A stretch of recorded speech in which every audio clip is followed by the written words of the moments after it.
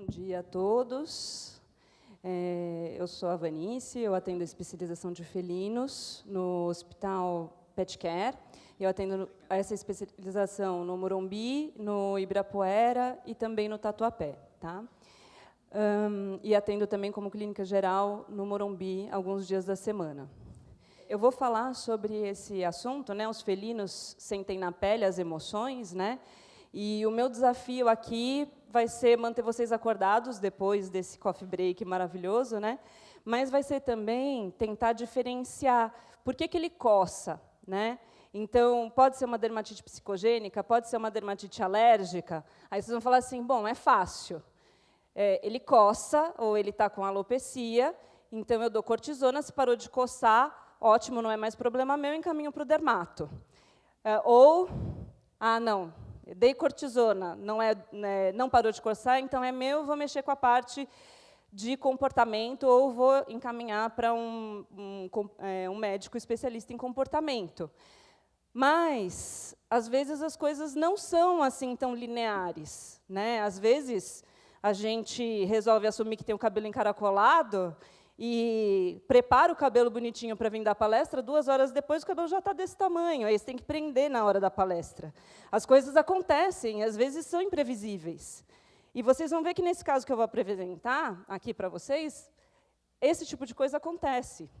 Então, só dando uma pincelada teórica, porque a gente, né, afinal de contas, precisa fazer um embasamento no que a gente está falando, a dermatite psicogênica e a dermatite alérgica, elas têm alguns pontos em comuns, que são, principalmente, né, a alopecia e o prurido.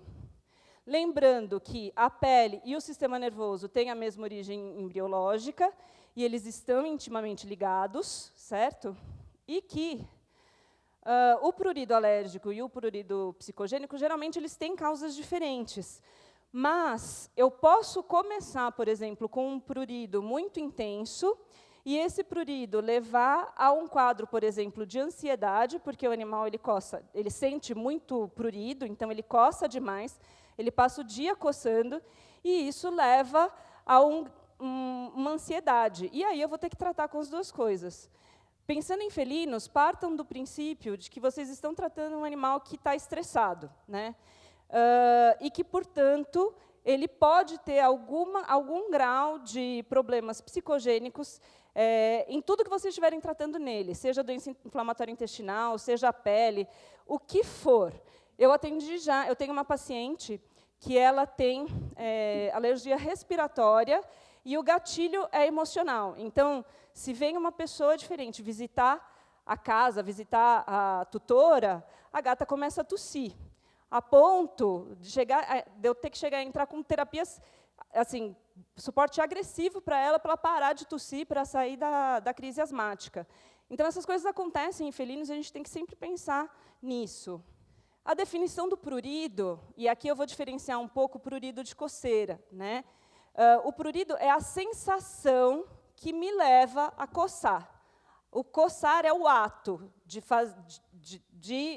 que vai aliviar a minha sensação de prurido. Tá?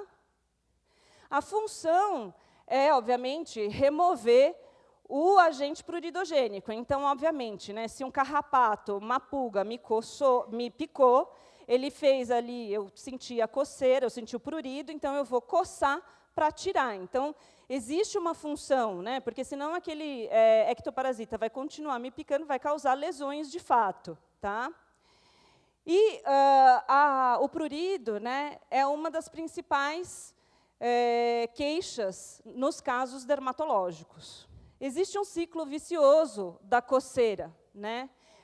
Então, aqui eu vou ler para vocês, a coceira e a ansiedade formam um ciclo vicioso, que leva ao aumento da percepção de prurido e, consequentemente, o aumento do comportamento de coçar. O estresse, incluindo o estresse da coceira crônica, que é aquilo que eu falei para vocês, que a coceira crônica ela causa estresse, ela pode levar à sensibilização de vias neuronais e exacerba a ansiedade. Além disso, a cognição pode exercer efeitos de feedback positivo ou negativo dentro do ciclo. Tá? O prurido, a sensação de prurido, ela é uma sensação cognitiva. Né? Ela não é diferente do arco reflexo, né, de dor, que antes você tira a mão e depois você percebe que sentiu dor, né?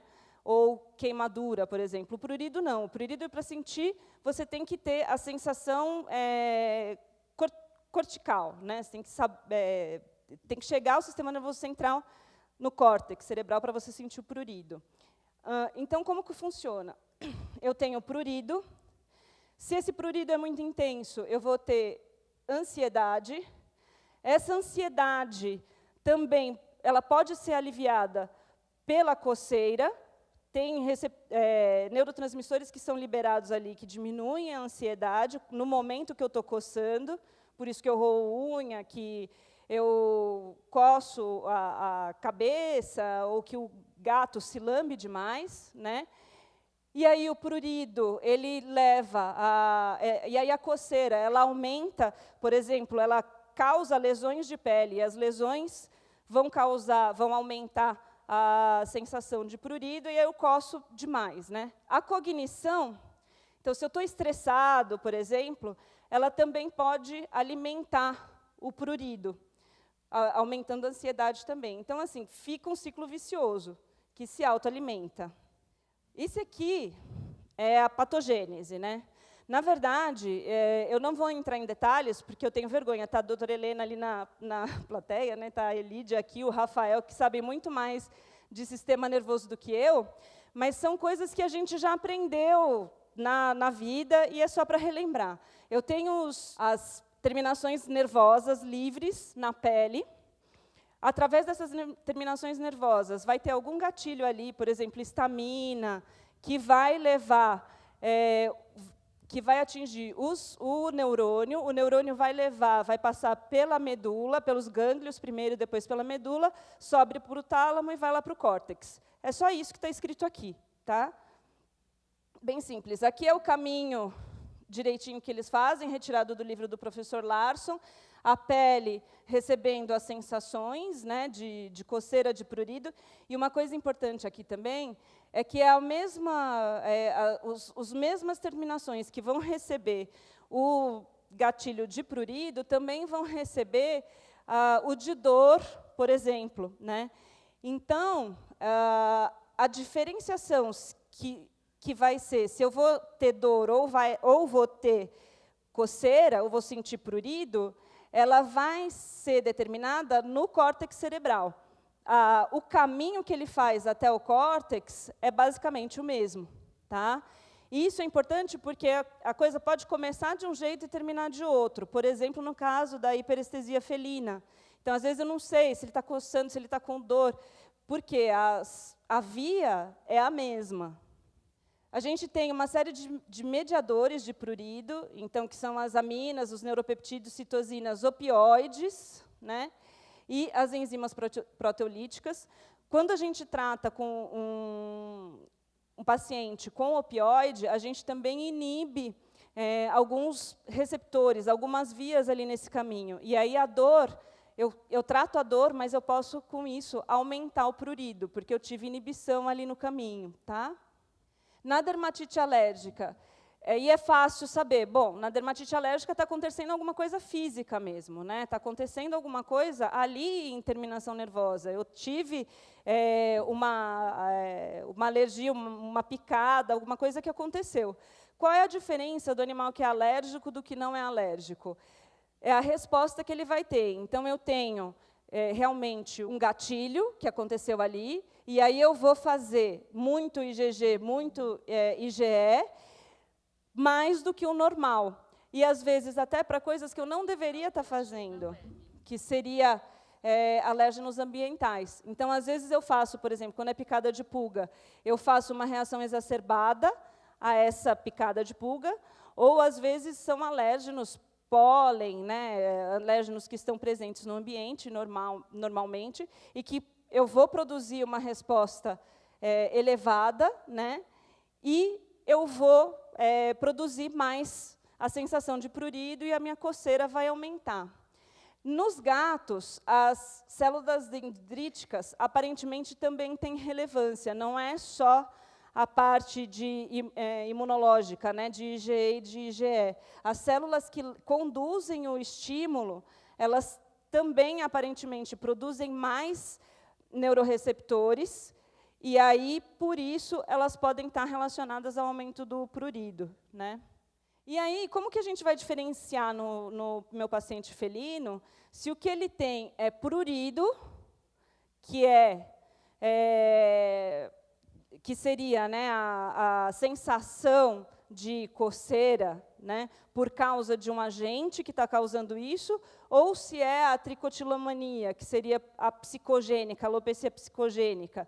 Porque os dois eles vão vir com essa apresentação. O gatinho vai vir com essa carinha aqui. Alopecia, aonde ele alcança, então, que aqui é a região ventral do abdômen, e também aqui nos membros torácicos, que a gente está vendo, mas nos pélvicos também tem, e também um pouquinho na face, aqui, região periocular, e aqui ao lado do focinho, aqui no nariz. Quando a gente fala de prurido intenso em gato, é esse tipo de coisa que acontece. Ele causa lesões, abrasões terríveis na pele, né? Porque ele usa a unha mesmo para se coçar. Então, ele causa, quando o prurido é intenso, ele vai causar uma agressão mesmo na pele. E, normalmente, quando lógico que, assim, né, na medicina, na veterinária, né, na biologia, as apresentações clínicas são as mais diversas, mas, normalmente, quando é cabeça e pescoço, a gente está falando de alergia alimentar, é o que é mais comum, né? Mas pode ser qualquer tipo de alergia, e pode começar como uma alergia, aumentar a ansiedade, e aí virar um quadro ansioso, e aí ele continuar coçando por causa da ansiedade. E a dermatite psicogênica? Então, aqui a gente está falando de toda a alteração cutânea associada a fatores psicológicos e comportamentais. O comportamento repetitivo de lambedura, coçadura, mordedura, ele serve como um escape, uma distração do foco perturbador. E a liberação de substâncias neuroquímicas, por exemplo, opioides endógenos, aliviam a tensão e causam a sensação de prazer. O que isso significa? É aquele paciente que está muito estressado. E como eu falei para vocês no início, na verdade, o felino a gente tem que considerar, a gente tem que partir do princípio que ele tem a alteração comportamental já. Ele já é estressado, ele já está estressado. Por quê?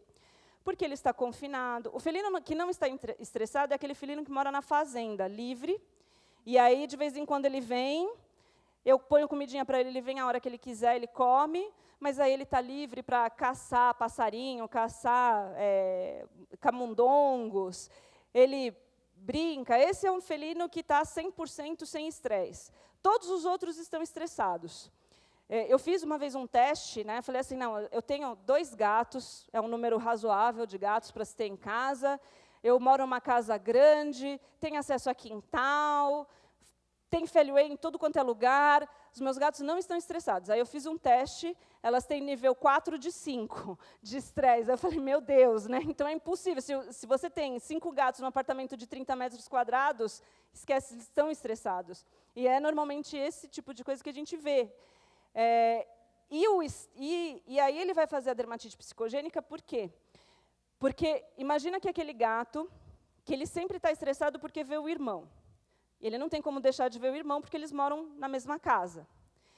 E ele vê o irmão, ele não vai atacar o irmão, às vezes ele ataca, mas vamos supor que esse gato não ataque o irmão. Ele não tem outra forma de escapar ao estresse. Então, ele vê o irmão e ele começa a se lamber, loucamente. É uma forma do cérebro dele tirar a atenção da onde está e redirecionar para uma outra atividade. E isso acalma, apazigua a tensão. O problema é que aí vai causar lesão de pele. E aí o tutor vai trazer por causa da lesão de pele. Ele nem percebeu, assim como eu falei para vocês que eu mesma, nem percebeu que o gato está estressado, né? Ele vê a lesão e aí ele traz. Ainda mais tutor de gato que não gosta de trazer o animal ao veterinário, até porque ele vai trazer e a gente vai pedir para medicar, é um inferno medicar, ele não gosta, e é isso mesmo que vai acontecer, então ele evita. E é só quando a lesão está presente é que ele traz. Foi retirado do livro do professor Larson, um capítulo que a doutora Daniela Ramos escreveu sobre dermatite psicogênica. E ela tem essa classificação, elas podem ser os comportamentais primários, secundários, dermatopáticas primárias, cutâneos sensoriais, potencialmente psicogênicos, potencialmente psicossomáticos. Comportamentais primários. Então, a primeira coisa que eu vejo é o comportamento. Então, primeiro eu vejo a lambedura excessiva. E aí, a manifestação cutânea ela é claramente induzida pela lambedura, por exemplo, ou pela coceira. Secundário é quando primeiro eu tenho uma manifestação cutânea. Então, é aquilo que eu falei, ele se coça porque ele foi picado pela pulga, e aí ele fica ansioso, então a manifestação de ansiedade ela é secundária. A dermatopática primária, então, quando o problema é dermatológico de fato, mas fatores comportamentais são agravantes, desencadeadores ou responsáveis pela recorrência do quadro. Então, isso aqui, eu vou pedir para vocês se atentarem bastante nesse parágrafo, porque a gente vai conversar sobre isso depois. Temos também as cutâneos sensoriais, que é de difícil identificação, porque o animal não apresenta lesão cutânea, mas ele se comporta como se ele tivesse. Então, ele não suporta carícia, ele não suporta manipulação, que é o caso, por exemplo, da hiperestesia felina. E aí a gente está falando dos neuroreceptores livres de pele, que são sensoriais, e que entendem, aí a gente entra na hiperestesia alodínea, que entendem o toque como uma coisa que não deveria ser ruim, deveria ser só o toque, mas eles entendem isso como prurido ou como dor, no caso da hiperestesia. E vai ter que ser tratado como tal, né, como dor, por exemplo. Temos as potencialmente psicogênicas, que parece comportamental, mas a gente não consegue ter aquela certeza, e potencialmente psicossomáticas. O problema primário é dermatológico, mas o comportamento também pode ser desencadeador, agravante ou responsável pela recorrência. Tá? Então, aqui a gente vai falar bastante dessa, na verdade, né, o caso clínico que eu vou apresentar para vocês, a gente enquadrou aqui nisso. Por quê? Porque ele tem um problema dermatológico. A gente falou, não, eu dei cortisona, parou de coçar, ou diminuiu muito a coceira. Mas aí ele sempre recorre, tem uma recorrência. E aí, quando o clínico vai parar para olhar, e lá no hospital a gente tem uma dificuldade, né, eu acho que quem trabalha no hospital grande é assim, é que, às vezes, o paciente ele vem com várias pessoas diferentes. Né? E aí, ele vem um mês e fala assim, não, está coçando, vamos entrar com cortisona. Aí fica bem, 2 meses depois volta, está coçando. De novo está coçando, então a gente vai entrar, sei lá, vai mudar dieta e vai entrar com cortisona, melhorou. Voltou a ter problema, vamos entrar com cortisona de novo, mudar a dieta, a antipulga está em dia, vamos fazer, sei lá, associar uma ciclosporina. Que ótimo, melhorou. Mas voltou a coçar, mas ele já está com ciclosporina, já está com a dieta, já está... E aí a pessoa que está atendendo, que não é a mesma, vai falar assim, poxa, mas peraí, eu não estou entendendo qual foi o gatilho dessa vez? E aí a gente pensa nisso daqui. A tricotilomania, assim como o prurido, ele pode vir desse jeito aqui também. Alopecia simétrica bilateral, aonde o animal consegue alcançar, no caso com a boca, né?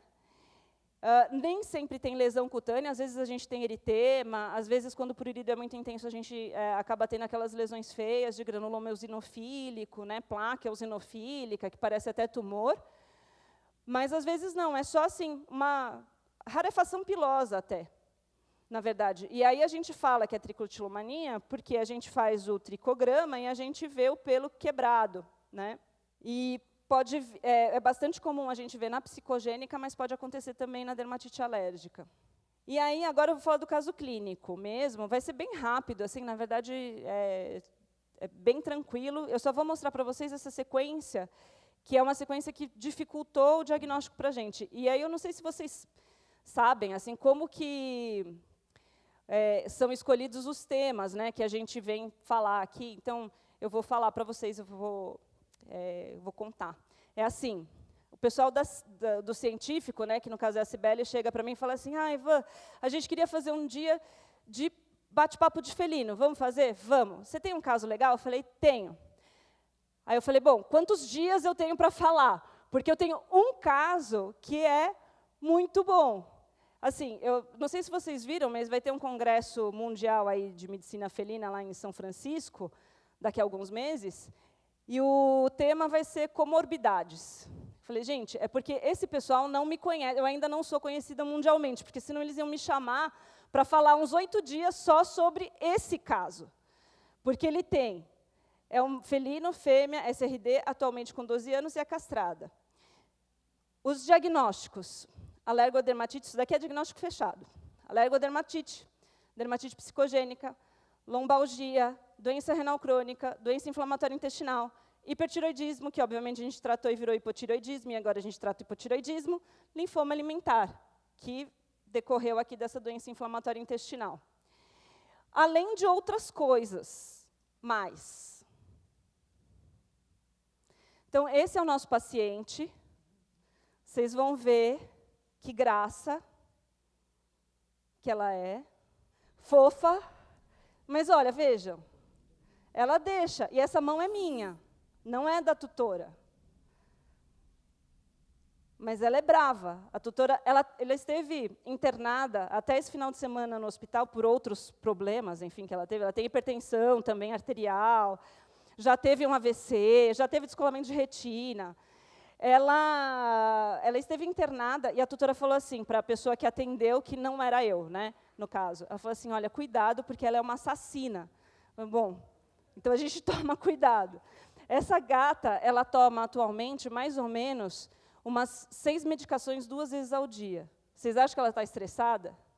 Ela sempre foi assim. Agora, ela está mais calma, porque faz mais ou menos 1 ano e meio que ela vem 3 vezes por semana fazer fluido subcutâneo, porque, obviamente, a tutora não consegue fazer em casa. Então, ela me conhece, e aí ela deixa eu chegar perto, passar a mão, tudo. Então, ela está mais calma. Mas, assim, você precisa medir uma pressão, assim, uma mobilização ali, umas 3 pessoas para segurar. Aí você fala, bom, é hipertensa. Vou te falar que isso aqui tudo é um teatro. Porque a gente vai medir a pressão dela, está 120. Então, é um grande teatro. Quando ela teve o AVC, a pressão dela estava 210. E a tutora relatava que ela estava estranha em casa. Ela veio com essa queixa, Vinícius, ela está estranha em casa. Aí eu medi a pressão 220. Tá? Então, a gente vai se ater a esses primeiros diagnósticos só. Porque ela já teve também piometra de Coto, eu pulei. E ela, enfim...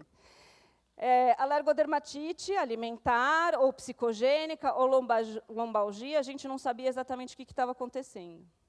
E vejam, a gata chega, é essa gata. Em casa, gente, eu vou contar para vocês, mas só para vocês 200 e mais os 5.000 que vão assistir o vídeo depois. Ela fazia xixi na casa inteira. Ela não andava no chão, a tutora tinha um cachorro na época que adotou essa gata, a gata não andava no chão, ela morava na pia da cozinha, e fazia xixi na pia. E aí ela resolveu fazer xixi na mesa do jantar. E aí ela resolveu fazer cocô na mesa do jantar. E ela veio, qual era a queixa? Alopecia rarefação pilosa lombosacra. Aí você fala, gente, mas espera aí, esse animal tem um problema comportamental, ele não veio para o problema comportamental? Não, ela veio porque ela tinha alopecia rarefação pilosa. Nega coceira, a tutora não via ela coçando. Mas, no exame físico, a gente viu que ela tinha mesmo uma hiperestesia em região lombosacra, que era a região onde ela mais tinha alopecia. Fez o raio-x nessa ocasião, NDN. Aí a gente entrou com cortisona, medicação para pulga. Isso foi em 2010. Eu resolvi fazer uma linha de tempo aqui para ficar um pouco mais fácil da gente entender. Então, ela veio. 2010, um mês depois, um mês depois, um mês depois, um ano depois, 4 meses depois, um mês depois, 8 meses depois, 8 meses. Enfim, isso daqui E aí ela veio, ó, de 2013 até 2015, ela desapareceu. Esse é o período que ela teve a piometra de coto, que a gente foi tratar. E aqui eu coloquei, bom, não tem lesão de pele, a diarreia. Em 2017, eu comecei a atender comecei a atender ela lá no Pet Care em 2015. Antes disso, ela tinha passado com os outros veterinários que estão lá. E eu vou resumir isso daqui para vocês, mas é assim, a queixa é, ela está coçando, ela está alopécica. Então, a gente entra com o tratamento primeiro, vamos tentar definir dermatite alérgica, certo? Então, primeira coisa, eliminar ectoparasitas. Entramos com a ectoparasiticida e o corticoide para diminuir o prurido. Teve uma melhora razoável, mas voltou a apresentar sintomas um mês depois. Entramos com a dieta hipoalergênica por 60 dias. Melhorou, mas ela começou a fazer fezes e urina em local inadequado. Devia ser muito inadequado, porque desde o primeiro dia ela já fazia xixi na mesa. Né? Então, para ela vir falando disso, é porque teve alguma coisa comportamental, alguma alteração em casa que aconteceu aqui. Aí a gente entrou com o Feliway e a fluoxetina. E aí ela ficou bem, ó, um mês. Melhorou com a dieta, mas teve nova alopecia. Mantivemos a fluoxetina, só um mês de fluoxetina, foi pouco, a gente manteve a fluoxetina. Ela voltou quase um ano depois, com prurido. E aí a gente descobriu que ela tinha suspendido a fluoxetina, a dieta estava mais ou menos, tinha entrado uma outra gata na parada, enfim. Teve um estressante aqui. Aqui, ela veio, então, do mês 7 para o mês 12, ela veio e aí ela relatava a sensibilidade lombar. Então, essa sensibilidade lombar que ela sempre teve, que a gente acha hoje, né? Hoje, para mim, ficou mais fácil de ver, porque eu atendi ela depois de tudo isso. Eu acho que ela sempre teve essa dor lombar, que se manifestava como prurido, e aí, às vezes, ela tinha dor, e aí ela piorava da alopecia.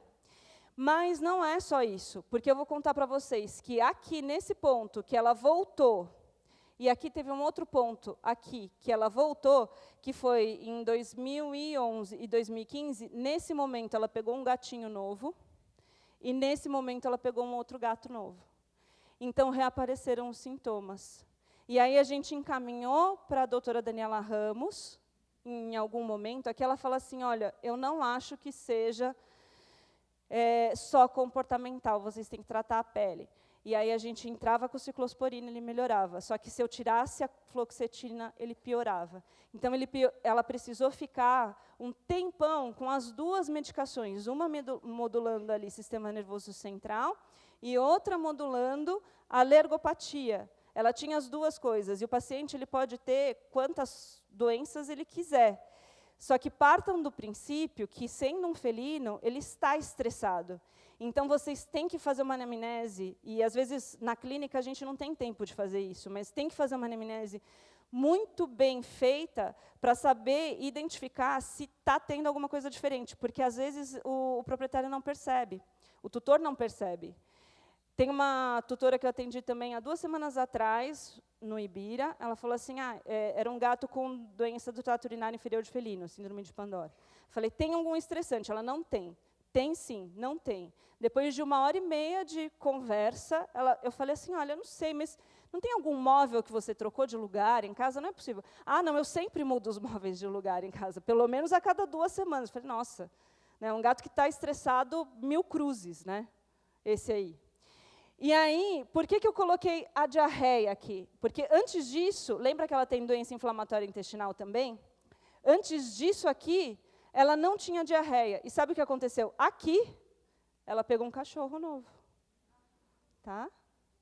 Então, resumindo, o diagnóstico da dermatite alérgica, o diagnóstico dessa gata foi dermatite alérgica com componentes trofoalimentar e a picada de insetos, porém, a gente só teve cura clínica e ela, desde então, não teve mais problemas de pele quando entramos com a associação da modulação do comportamento. Ela chegou a usar amitriptilina durante um tempo e depois também usou a fluoxetina durante um tempo. E a gente só conseguiu que ela mantivesse pelagem bonitinha quando manteve os 2 tratamentos ao mesmo tempo.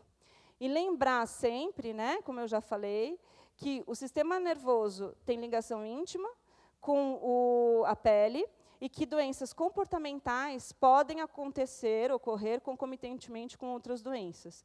Eu tenho um colega médico que eu cheguei para ele e falei assim, mas doutor, você acha que os problemas eles podem ser de origem, esse problema pode ser de origem psicológica, mental, né? Aí ele falou assim, eu acho que não só esse problema, acho que todos os problemas têm origem na mente. E o problema qual é? Nós estamos numa sociedade e que não admite que a gente tem uma fraqueza mental.